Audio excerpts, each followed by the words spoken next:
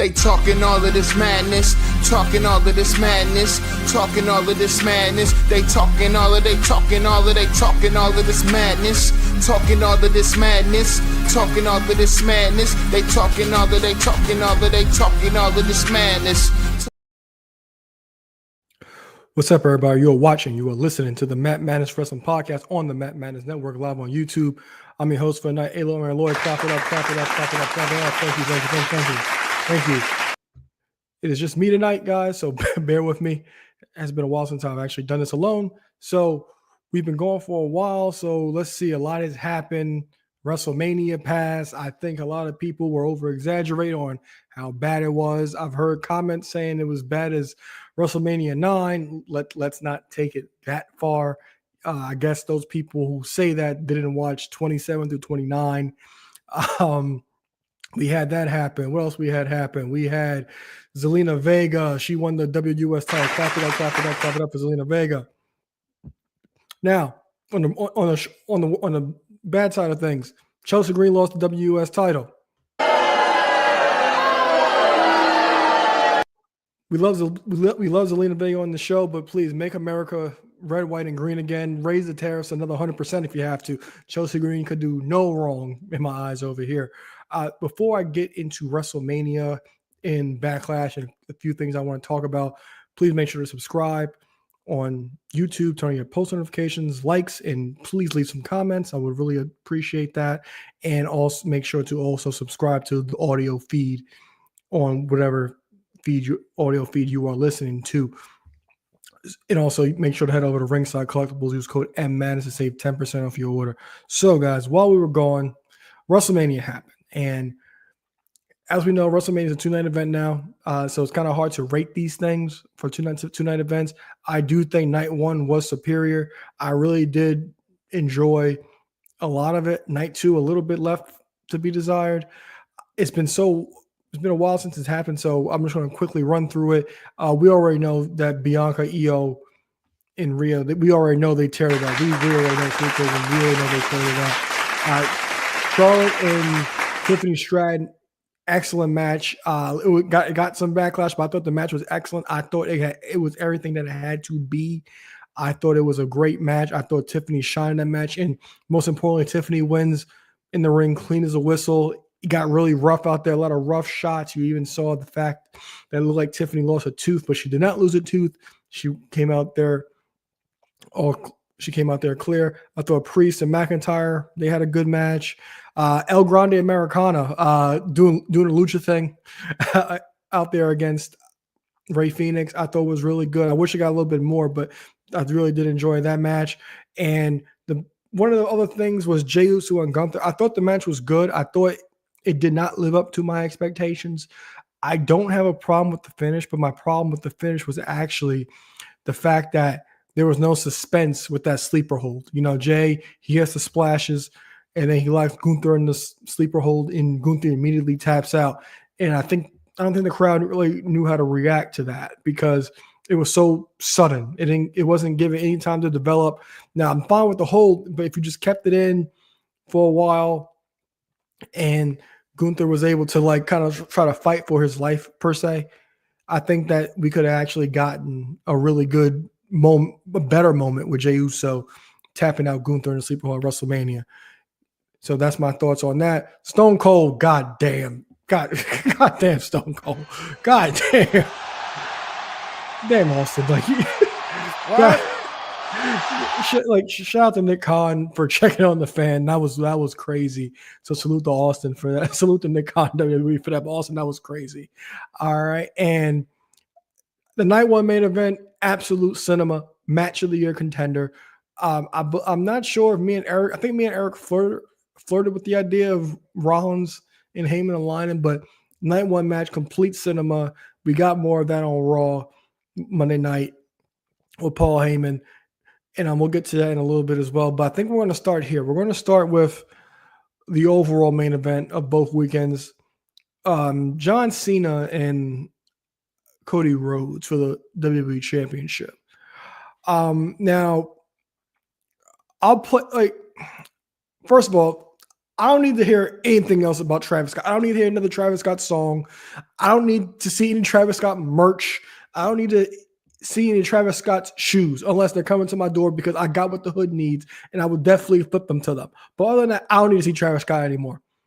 That's what they come up with. Like, I understand like they're flirting with the idea of Travis Scott being at WrestleMania. Cody kind of like taunting him and them talking about each other throughout the entire week or so build going into the WrestleMania, but that's what you come up with? That really? And then Cody, well, first, there's something to blame here when it comes to that, and we're gonna jump into this real quick. Let's pray I don't get copywritten, but we're gonna do this right now. We're gonna jump to The Rock on Pat McAfee's show explaining why he was not at WrestleMania. So we're going to listen to that right now. As we got closer to... Baby, you live in your life, and nigga, you ain't living right. Bear with me, guys. Baby, you...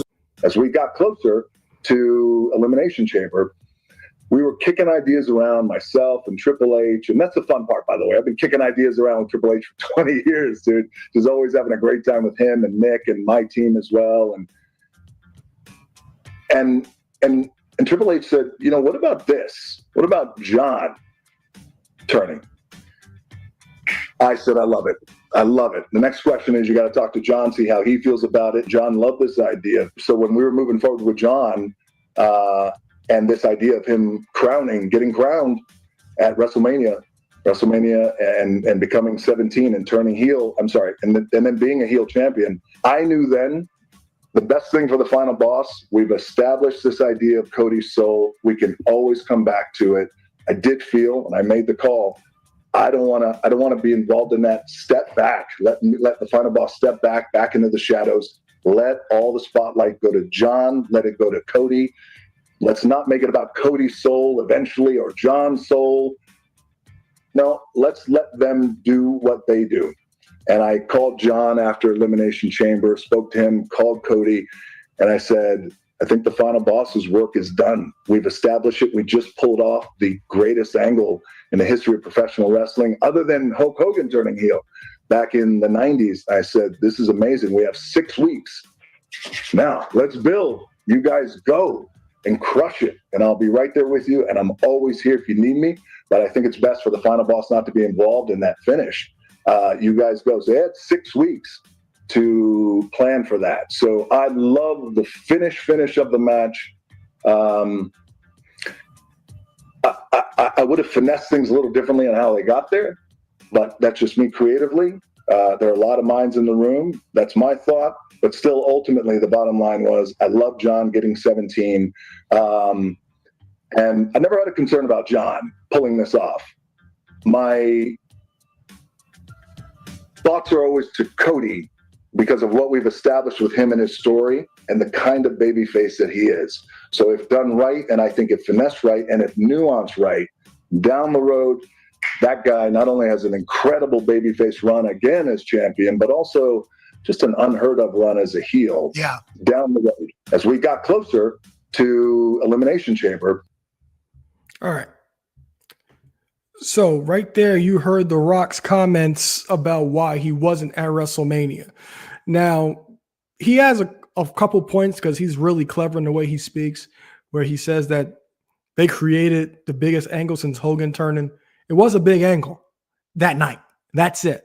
The issue that I have with this entire thing is, and I think everybody does, we sat there and waited X amount of weeks for why. If John Cena turns heel without you there, we're not looking for answers. But instead, we're waiting for answers for X amount of weeks and we get absolutely nothing. And that's what you come out with and say. It's just mind-blowing. It doesn't make any sense. I understand that you're saying it's for ticket sales or whatever, fine, but there should be some kind of verbiage or explanation of why John Cena did what he did along with you. The problem was you we were waiting for you the entire WrestleMania weekend. Every show, including this show, every big media outlet is talking about what's The Rock involvement going to do. But instead, we get motherfucking Travis Scott. That don't make no goddamn sense. That's terrible. That is terrible. And let alone Travis Scott gets an entrance, bro. Like, really? Travis Scott comes out, gets his own entrance, takes forever to get down to the ring. I'll give him this. The best thing he did was sell the Crossroads. And then that finish, God, Cody being conflicted about being a babyface and seeing that the finish was absolutely awful. It was terrible.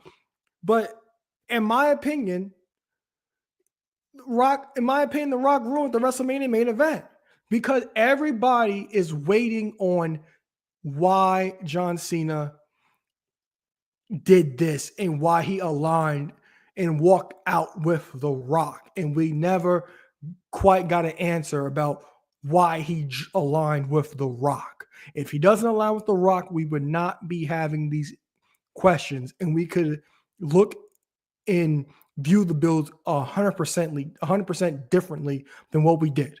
We wouldn't be waiting for certain answers that we were waiting for. And that was the issue. And that was the issue with the match. We already knew the match was not going to be the best because Cena is not the best worker at this point in his career. Cody did what he could, but we were just all waiting with our nose pointed up, waiting to see what actually was going to happen in this match with The Rock. We were waiting for that Rock moment. Bully Ray had an excellent idea. If The Rock's not going to show up, just have instead of Travis Scott, just have The Rock's music hit and let the finish the way it happened. And that's fine. But the thing is, The Rock was some kind of involvement. And as Bully Ray said, the music plays, The Rock, you could still see that The Rock's on Cody's mind. But The Rock's nowhere to be found in this situation. So many things that could have happened, we didn't get. And in my opinion, it ruined the WrestleMania main event. And then he goes to tell Dave LaGreca to kind of just be patient. I'm paraphrasing a bit. But it's like, which one is it? We're sitting here waiting for something to happen. And it's just like, that's what you come up with and say. And that's going to lead into, I think, as a wrestling fan who never stopped watching, I think I have like the most PTSD main event for Backlash. We got John Cena and Randy Orton for the WWE Championship in St. Louis. Now, I will say this. The fact after we got The Rock's interview from Pat McAfee's show, I feel that we kind of got closure to an extent. So now we can kind of not wait on The Rock. Now, this could be something that he actually wants us to do, but we're not waiting on The Rock. We're not waiting for these answers anymore. And John Cena's promo the night after WrestleMania was better because we're not waiting on answers about The Rock. We could just focus on John Cena. John Cena comes out, his Titantron his Titantron is just black and white letters with his name, and he's sitting there counting down the dates, and then we get Randy Orton RKOing him, and we're going to end up with Randy Orton and John Cena. But now we can move forward with how we view John Cena and not just sitting waiting for him to come down at WrestleMania. We could just be fine with just having John Cena be John Cena and not worry about The Rock. Now, The Rock comes back down the road, fine. He did his job in that interview, kind of swerving people. But WrestleMania, it needed to be some kind of involvement when it comes to The Rock in John Cena's alignment at Chamber. As far as the Backlash match, I do think it's going to be a different kind of style match because out of all the 11 times they fought on pay-per-view and hundreds of times they fought on Raws, this is the first time that John Cena is actually the heel. And Randy Orton has put in some of his best work in the last 10 years, and we haven't gotten this match on pay-per-view since Hell in a Cell 14. And that match was actually really good. That was their last match on pay-per-view. That match was really good. Might be the best match that they actually had on pay-per-view together. But With that being said, I'm going with John Cena to retain the title, and now as fans, we could move forward with what's going to happen with John Cena, because now we're not sitting here waiting on anything that has to do with The Rock. Now, the next thing I want to talk about is we had the excellent main event night one, Seth Rollins defeating Roman Reigns and CM Punk, Paul Heyman aligning with Seth Rollins. We kind of flirted with the idea, but wasn't sure it was actually going to happen. I know me personally, when in doubt, I went with Roman to win the match. I believe Eric went with Punk to win the match. But, I liked the alignment with Braun Breaker on Raw the following night, because if there's a way to drop the IC title and just kind of like forget about it and this is the perfect way to be positioned in a better spot, because now Braun Breaker is actually in the main event scene. Because with WWE, the thing is, the transition isn't always the best and easiest. And we'll transition from the new stars to the old stars. And having Braun Breaker in this main event scene with Seth is actually going to be really beneficial with him. Like, Braun Breaker, I think it's universally agreed that he's awesome and he's going to be the next guy for the WWE. And now he's in this position with Rollins and Heyman to be that. He's going to be in main event spots. He's going to face off with Punk soon, probably. We're probably going to get a tag team match upcoming soon. And I wouldn't be shocked if you actually got Braun challenging for the world title, if not being the world champion by the end of the year. I would not be shocked at all, because I'm not sure 100% where this is actually going or how long this alliance lasts, but not to be compared quite to the two-man power trip, but this is a big alliance between Braun Breaker, Seth Rollins, and Paul Heyman. And I thought Paul Heyman's crash out on Raw was 100% valid. You might not agree with what he did, but he has points, and that's relatable to everything everybody does in life. You might not agree, but he has valid points. He crashes out, says, "Your cousin lost a title, left me with the Tongans, and I got thrown through a table, and he didn't come back for me. He came back for his Ulafala." That's logical, and he's not wrong about that. And that's interesting to follow. That's a valid reason for it. That's all he could, because he's showing that Roman never cared about me. He only cared about the one thing. So I like that aspect of it, and I'm really enjoying what we're actually going to get. And even the way he kind of baited Jey Uso to defend the world title on Raw. It's like, and he goes backstage and tells Braun, he's like, "Yo, you know what? Roman had to prepare for Seth. Punk had to prepare for Seth. Jay has an hour or so to prepare for Seth. So it's perfect. It's a perfect opportunity for Seth." And I really like that train of thought.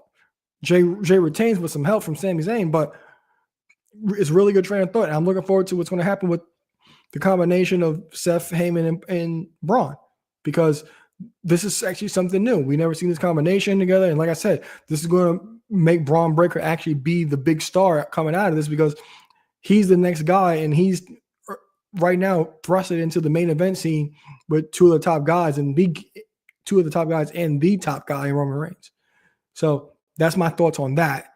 And another thing I want to talk about is at WrestleMania, we had the return of Becky Lynch, and I'm going to talk about Justice for Bayley in a second. But Becky Lynch, she makes her return, becomes Lyra Valkyria's mystery tag team partner going into WrestleMania. Liv Morgan's face was priceless, by the way. The way she just dropped the belt when she saw that was Becky, because she's the one who technically, quote unquote, she was going around saying she retired Becky Lynch. So I did like that aspect of it and her reaction.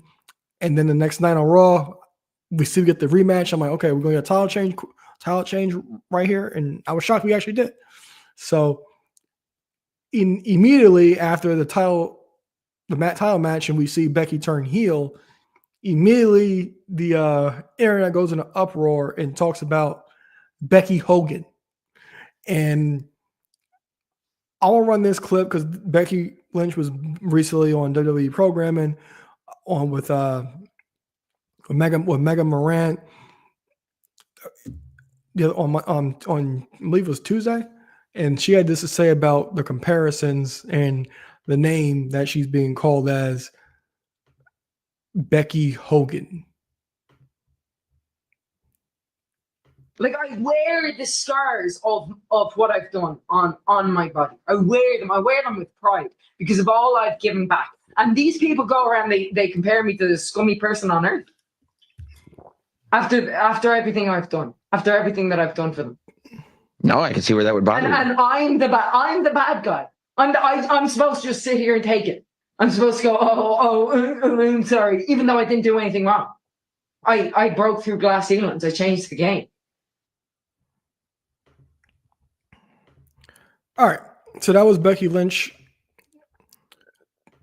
discussing the Becky Hogan name that she's been given. And I don't get it. Please, somebody enlighten me. Please convince me. Because where does this come from? I don't get it. Like me and Eric and Prep, like we share the gifts and stuff all the time. But me personally, I don't get it. I don't know where you guys got this from, because if you go onto our YouTube page, you will see that I even had I remember the first time I heard it was last year when Rhea got hurt. The title had to be put on the line in a battle royal, and Becky won the battle royal. And I immediately made a YouTube short, and I said, "This is to build Liv. This is about Liv. You can't give Liv the title here. You have to give Liv more of a story." And I'm sure that she will take the title from Becky the first chance she gets. And what did she do at King and Queen of the Ring? She beat Becky for the title. So this whole Becky Hogan thing, I really don't know where it stems from. I really don't. Like, excuse me. One thing that I guess we got the answer to was, I'm not sure if you guys remember SummerSlam 21, where Bianca was supposed to face Sasha, and we didn't find out until the match was about to start after Bianca's entrance that Sasha wasn't medically cleared, and that's when we got the return of Becky. So the whole story kind of came and went, and Sasha was back a few weeks later. They had a match the following month at Extreme Rules, but it was just like, okay, why was Becky thrown in here? So that, like, we never really got much from that, but we're just I guess we just have to kind of stick to the whole idea of Sasha wasn't medically cleared, because we haven't heard from it. Sasha's a pro, well, Mercedes is a pro. She really hasn't spoken on it either. And to my knowledge, nobody's really asked a direct question about it ever since. So we're going to take the word of that she wasn't medically cleared. But the whole Becky Hogan thing, like, I really don't understand what you guys are trying to say. I really don't. What has she done that's wrong here? Where has she used her creative control card and say, that's not going to work for me, brother? When has she done that? What stories come out that she's done that? Yeah, okay, she doesn't get along with Charlotte and a couple others. But when has she sat there and said, this isn't going to work for me? When is she throwing her power around? Somebody please tell me, because I don't recall. I need to know. I really do, because I truly don't understand it. I really don't. So Becky does not deserve to be called Becky Hogan, especially doesn't need it thrown upon her when your champion gets hurt and you need a plan B. So you give it to somebody to put the eventual woman you're going to put over a couple months and Liv Morgan. And then she goes away for a while. What's the problem here?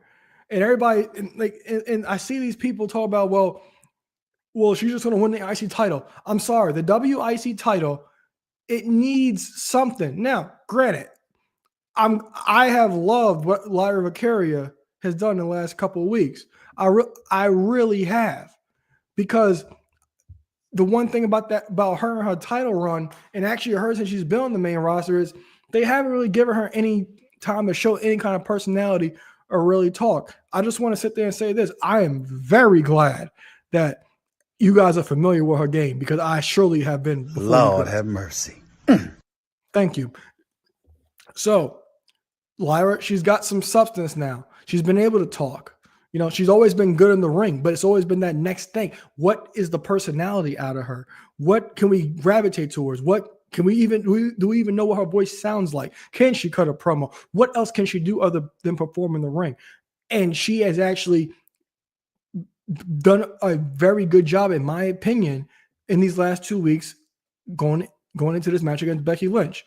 Like I said, me and Eric, we would come on this show every week and praise Chelsea Green for the work she's doing. And Eric even talked about how you forget about the WIC title. WIC title might not be Lyra's fault, but you just forget about the title and what's going on with it, because there wasn't nothing going on with it. The only thing that was going on was she fought Dakota Kai a couple times, and Raquel and Bayley went after the title, and then immediately after that, they were thrusted into tag team title contention. And that was it. And now this is something that's going on, and this has to happen. So Becky Lynch is being put in a position to elevate that championship, or just maybe even elevate Lyra. But in hindsight, she's going to do both in this match on Saturday. Now, whether or not Lyra wins, Lyra comes out here looking like $1 million, and the WIC title will be elevated. And I'll just sit there and say this: I do think Becky Lynch was going to win the WIC title. I really do. And from there, we'll see what we get. The next thing I want to talk about is Bayley, because like I truly don't, I really don't get this. I don't understand why they giving Bayley the short end of the stick. She really gets it. Like, her title run last year, match was great against Io, but it was completely lackluster. It really was.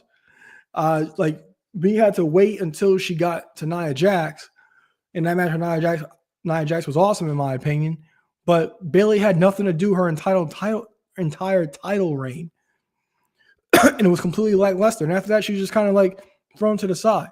And going back to getting the short end of the stick, remember in 2020 when her and Sasha were owning Raw and SmackDown during the pandemic, and then WrestleMania comes around and you guys make her the host of WrestleMania, can't find something for her to do? That's crazy to me. It really is. And Bayley needs justice. Now, granted, she's going to be a big star coming out of this when she comes back. I'm sure we'll get at some point get a triple threat for the WIC title. And Becky and Bayley will be the program coming out of this. 2 of the 4 horsewomen trying to elevate that mid-card title. Probably the biggest few these new mid-card titles actually going to have, because those 2 are the biggest women in the division, and their names, they can't make that title bigger than what it is.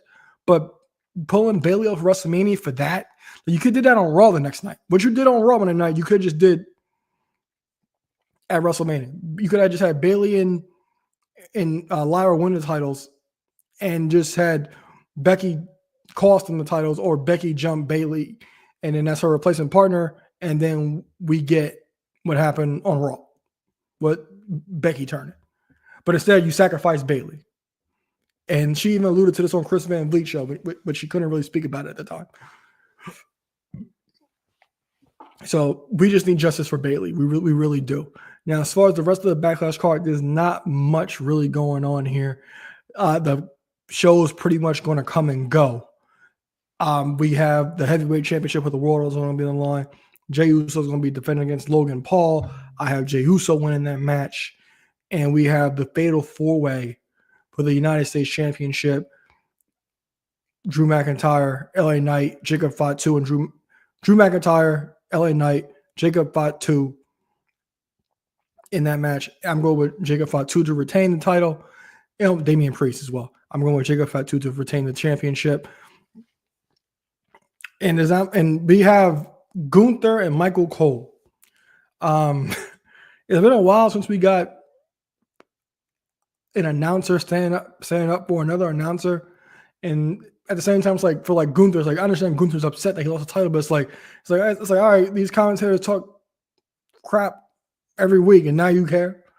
I'm sure the match is going to be awesome. I just don't think this is a good way to execute Gunther. I do think Gunther wins, and I think Gunther's just going to continue to get built up until they can actually get to the match with reportedly Goldberg for the summer.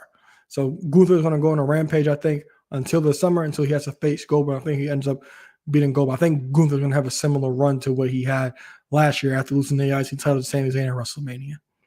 That's my personal thoughts. As far as other things, I did watch the WrestleMania 9 documentary. I thought that was excellent. I thought it was incredible. If anybody has not watched it, it is on Peacock. I highly recommend it. Just like the fact that they still had the tape, but the fact they were kind of able to like make them, like, I guess you could say, clear them up a little bit. So it's not grainy footage, and you saw what the business was actually back then. You got pretty much everybody that's around still talking about their experience. You got Undertaker's shots at Undertaker. Look at Undertaker in 93, just looking at the camera, like, what's going on, because cameras backstage like that, behind the scenes stuff, was unheard of at that time. And you can actually tell, like, everybody's kind of looking around, like Yoko's saying it, Rikishi's saying it, and of course you get the infamous Hogan story, brother, of a jet ski hit him, and everybody else saying Macho Man hit him, but who knows? Hogan's the one to tell the story. He's still here. But definitely a highly recommend documentary to actually watch, the WrestleMania 9 documentary on Peacock.